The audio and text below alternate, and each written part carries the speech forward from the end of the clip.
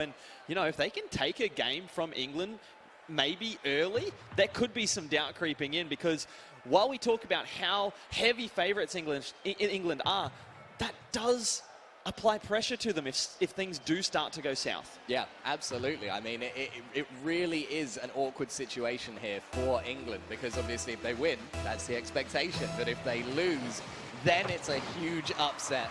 So they have everything to prove here in the grand finals, and we are underway.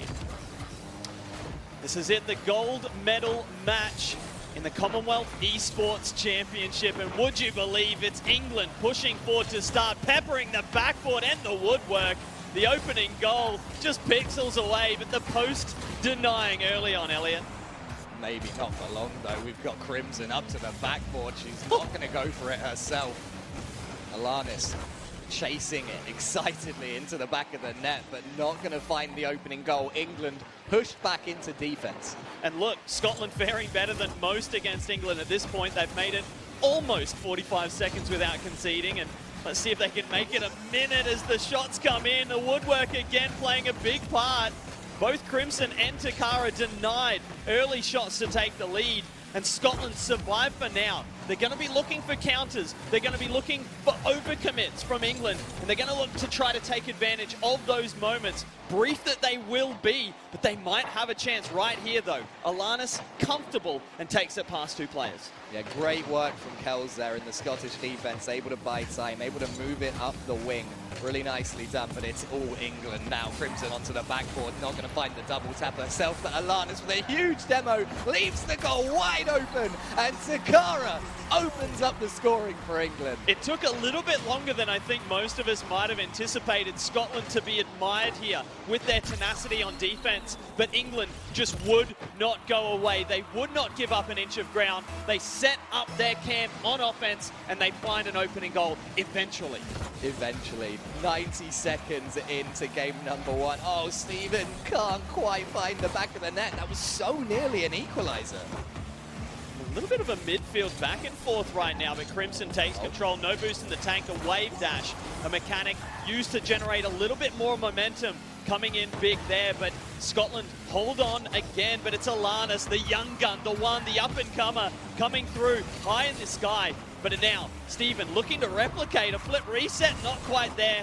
No boost in the tank to follow, and that follow-up shot is wide, but an equalizer coming in from Jordis, who was, I feel, the most confident in the pre-game interviews, looking confident early here in game number one. Fantastic work, but I want to give a shout out to Kel. She has really been developing these plays very, very well indeed, pressuring the England backline, and a massive, massive goal there off the back of one of those plays. Jordis with a screamer into the top corner. An absolute banger.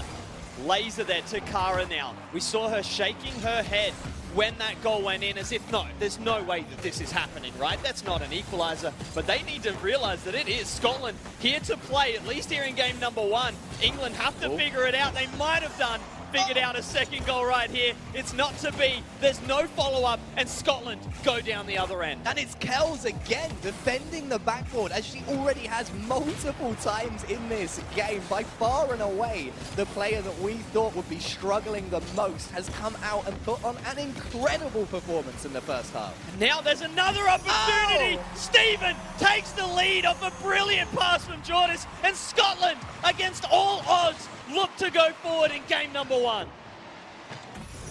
An upset, maybe? Scotland with the lead at the halfway point of game number one. Are we seeing the nerves creep into this English side? That's the only thing I can think of. Other than that, Scotland, they have to have been working. They're almost extending the lead, or defending the lead right now, as England push forward for that equalizer. But Scotland, they've got every chance here. They've just got to hold on, but easier said than done. We crossed the 2-minute mark. Alanis finds the angle and slams it in past what was a defiant Scottish defense. Yeah, Jordis doesn't even try. Alanis has just found the perfect angle, perfect height, precision there to tie things up with 2 minutes left in the first game. Really well worked by England, but Scotland here are the ones to talk about right now. Let's see what they can do as England push them back into defense once again. Steven finds a touch forward, and it's going to put pressure on Alanis to get that backboard read away, but able to do so with time and space now for Crimson. Takara looking for the bump play on the goal line. Denied, but there's still space for Alana. She finds both posts before that ball heads away from the goal, but Crimson keeps the possession flowing, keeps the pressure on as England look to push forward and take the lead once again. Uncomfortable in the back corner for Scotland there. No one quite sure what was going on. Ruthless demolition from Crimson on Kells as she makes her way back into defense. Very important that England don't concede right now. They are always a threat up front, but just anything given away errantly to this Scottish side could cost them big. And here we go. Steven, a backflip from Crimson almost opens things up at the back line. Scotland doing what they can. Geordie's trying to take this through Crimson directly down the middle of the pitch, but it's not meant to be. And England take the lead. And as this shot came towards that top corner, so awkward for Kells to get up to. She'd already just pushed off the line a little bit, and it's difficult to get your car oriented to that kind of shot from that position. England find the lead, but I've got to say, it's not as comfortable as anyone could have anticipated. Let alone these English players who have been so deservedly confident to this point, but they have been tested here in game number 1, and Scotland not out of it just yet. 30 seconds remaining. If Scotland can find a goal, they've got every chance of stealing a game. Steven and Geordie's in this back corner. It's going to be Geordie's taking it out. But Alanis is there to meet it. Crimson with the touch onto the backboard. Still boost to go as well. But Alanis, I think, just wanted to get there, get the touch. Maybe a miscommunication. Maybe just a decision overruling. But with 10 seconds left, England need to keep this lead intact. Only one goal in it. Maybe 2 here if Crimson can wrap the car around it. Steven's back in the nick of time, but they need a 0-second goal, and they're not going to find it. England take game 1. But as I was saying earlier, Elliot, that was not comfortable in the slightest. Scotland showing us that they aren't just here to fill out the numbers. They are here to compete for this gold medal. But I will say, as we see England talking with their coach Tada, he's going to be looking for ways for them to adapt their game, to feel comfortable again, and to show off the individual strengths and brilliance that we know that they have. What a comparison here. 11 shots for England, 2 shots for Scotland. And how many goals did Scotland score, Elliot? 2 shots, 2 goals, Luke. Absolutely outstanding consistency in front of net, but it's not going to be enough against this English side. They're doing very, very well. They've just got to find that extra little bit of special sauce, something extra in the tank. And now, this has got to give you some confidence, right? I mean, it's weird. You take confidence from a loss, but they have just proved that they can compete with this English side. And they're smiling now. You can see the celebrations when those goals went in. Absolutely fantastic stuff. The competitiveness is fantastic. The crowd is fantastic. Give it up for these competitors here at the Commonwealth Esports Championship, looking for that gold medal. One of the first to be awarded to an esport. Wow. Wow. A genuinely historic moment. I mean, we say that occasionally when we're talking about Rocket League, and it's much less real than it is right now. A genuine moment in history for so many different things, not the least of which is women's participation in this industry, in this scene. Just such an incredible moment right now, as we will see someone here. 3 of these women will be crowned, will have gold medals at some point in the next 20 minutes or so. And one team are going to have silver medals, and while they'll be immediately disappointed, greatly disappointed even, it's a Commonwealth silver medal. I know. Like, you don't see those walking around every day, Elliot. I don't have one, that's for sure. But one of these teams, they will take home 3 of them, 1 each. And what an amazing moment, not just, again, for Rocket League, but for esports as a whole. And honestly, for international competition, sports, esports, disregard the extra E's, dashes, capitals, whatever you want. it's all sport at this point, and it's just amazing to see. Yeah, it's fantastic. The integration that we've seen and the support that we've seen from the local community as well has just been absolutely amazing. Birmingham has been beautiful, as we've seen over the weekend, and it has been so much fun to see everyone getting involved. I've had people come up to me afterwards and say, I have no idea what Rocket League is, but I was on the edge of my seat for the entire series. It was amazing, and that kind of hype and that excitement, especially with a game like Rocket League, where it is easy to understand. You can sit down and you know what's going on. Hit ball, internet, and it's just fantastic to feel the energy running through the ICC right now. It's not rocket science, except that it kind of is. But look, we're going to forget about all of that for now. Right in front of us is game number 2. Scotland denied what would have been a monumentous occasion, taking a game from this English side, this monstrosity of a mechanical masterpiece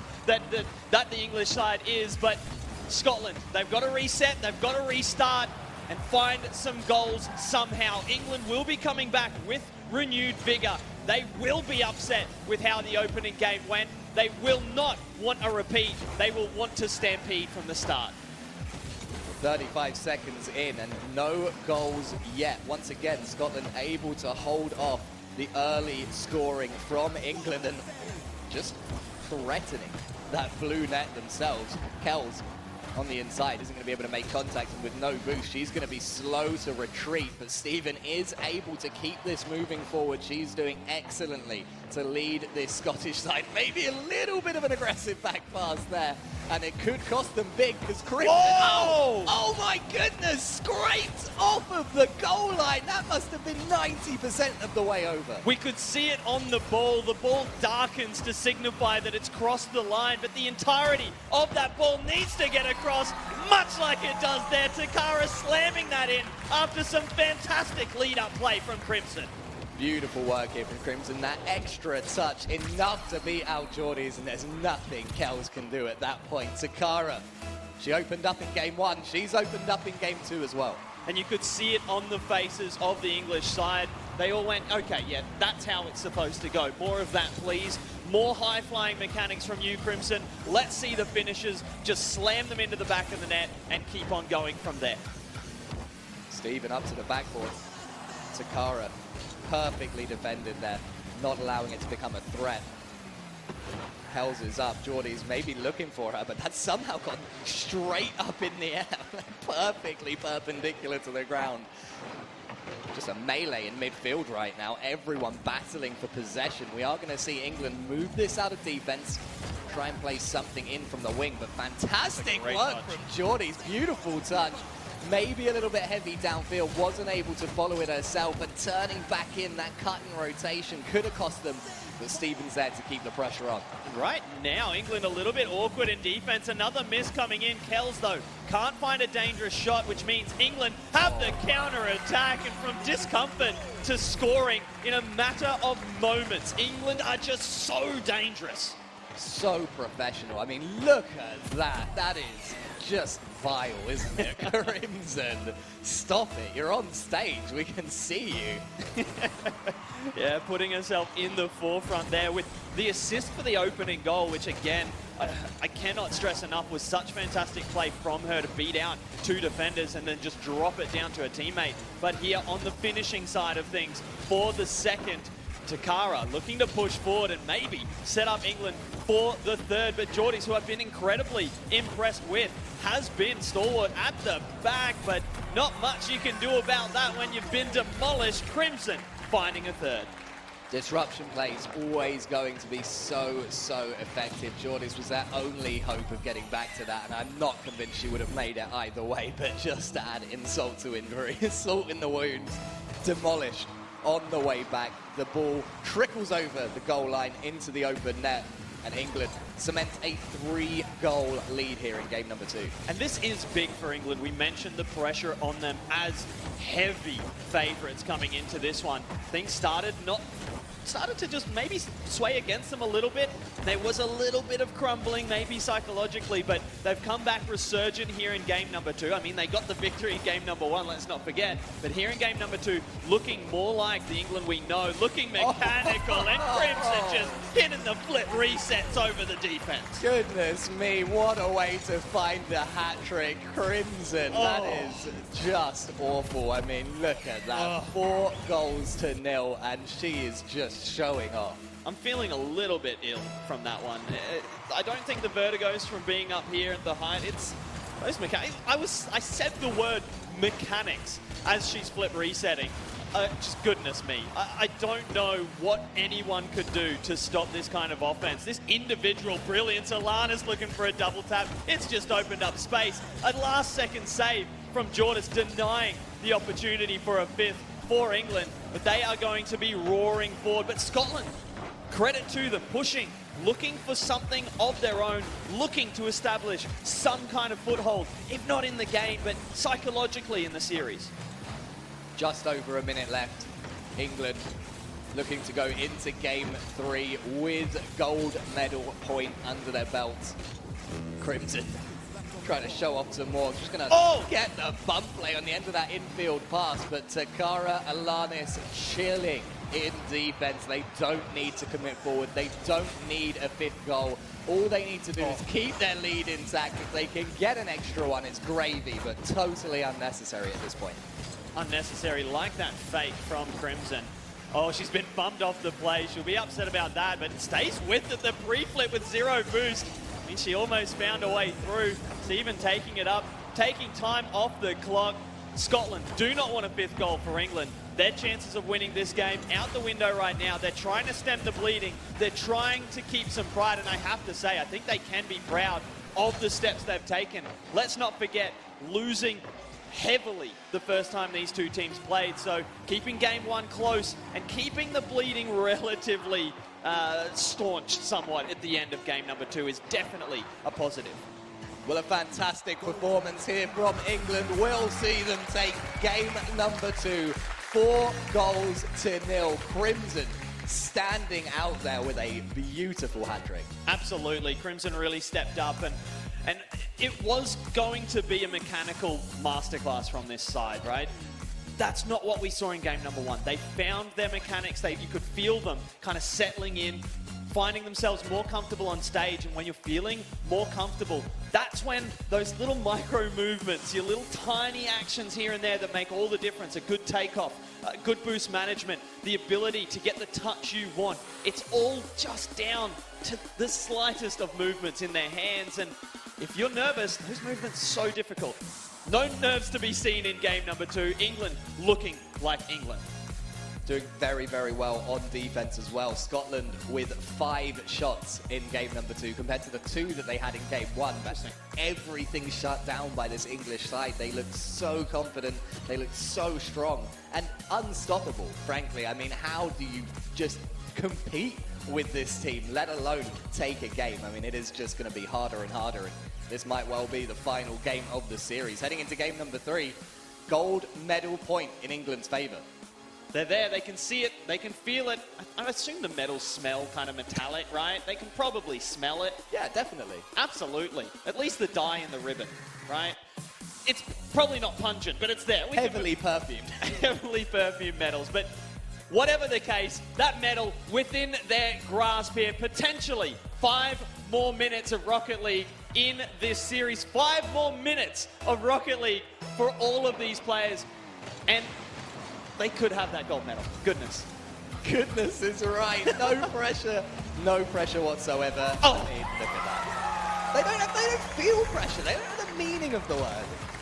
Well, they did in game 1, Elliot, but they've gone on and forgotten about it. Yeah, absolutely. That did not take long. Barely 7 seconds. England opened the scoring and look well on their way. The smiles coming out in stark contrast to game number 1, where it was disbelief, shock, or even at the Scottish side that had come out. But that's all gone now. This English side striding to the championship. Well, 20 seconds in, and we have what we couldn't have in games 1 and 2, and that is a very, very early lead to England. trying to defend here. We've got Takara looking for Crimson on the wing, and this is why they're so threatening, because every touch they take, whether it is defensive, transitory, or just trying to get the ball in offense, into infield, every touch is a threat. Every touch could be a pass. They're always looking to make the most out of it, getting these high-value plays, and that's why they're able to flick the switch and turn even a really, really continuous defense straight into a goal-scoring opportunity at the other end. It's all about efficiency, and these women know exactly how to be efficient with their boost, with their movement.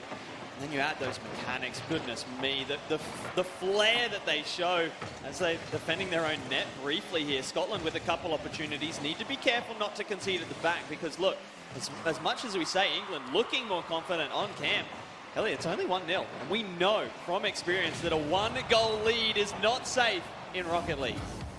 Jordies was trying to come off of the English backboard herself and still score it. That's what we call a doomsday dish, but unfortunately that dish going back to the kitchen. It's not ready yet. Still that 1-goal lead to the English side, but Scotland stepping up the pressure right now, peppering the backboard, just forcing England to work for it. Steven with a chance here, but gets dunked, and lucky that that ball doesn't go on target with a little bit more velocity as it was. Jordas able to deny. Even with a chance, a big 50-50 means she's going to have some space. Looks for a demo, maybe better serve, looking for the boost and or the ball. But as it stands, England having to defend their lead with a little bit more ferocity than they perhaps expected. Crimson under one, counter-attack denied, and here comes Scotland yet again. Jordas getting forward, can't quite get there in time to make the 50. Steven is going to be looking to play that downfield, just immediately shut down. Crimson just on top of it straight away, and we are halfway through game number 3, still separated by a single point. Steven's really stepped up here in game number 3.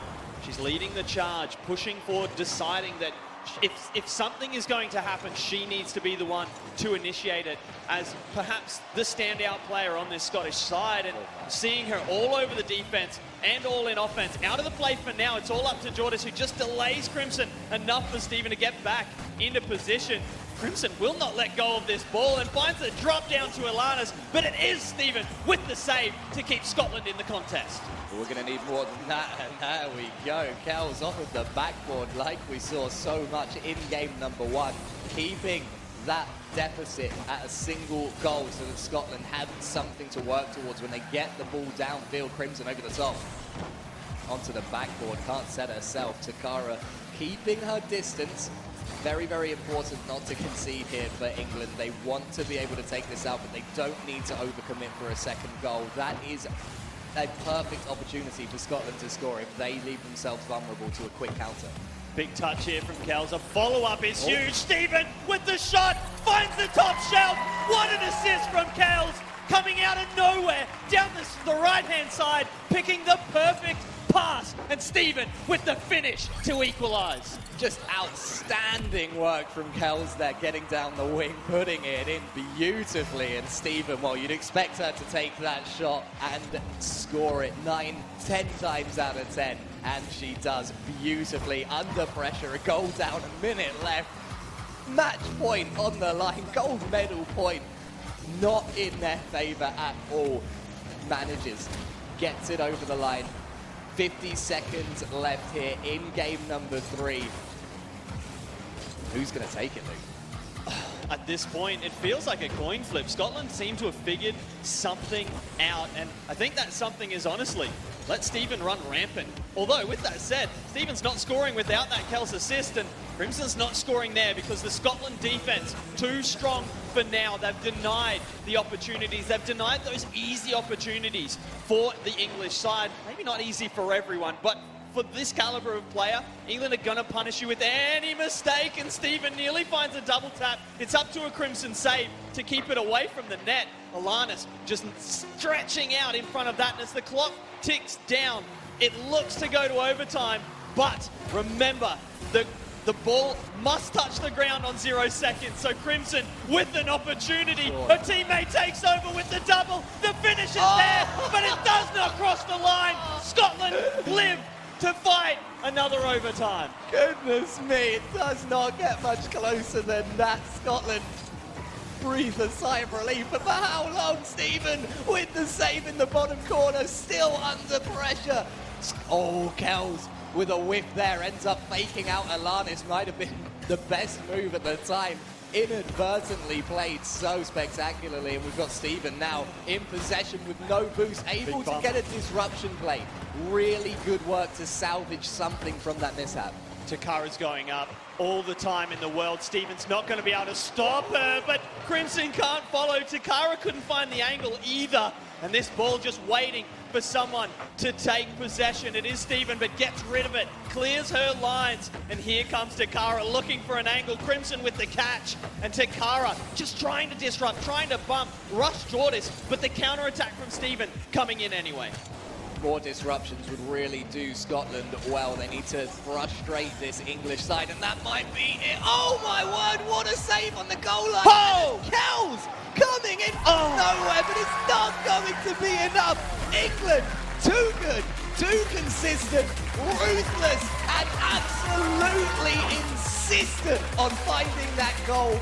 They will be our gold medalists here at the Commonwealth Esports Championship. Once that overtime started, the English team just felt inevitable. They set up on offense, they battered the posts, they battered the crossbar, and they were not denied. They weren't denied. You couldn't deny them the opportunity to put these medals around their neck. Because once they put themselves in that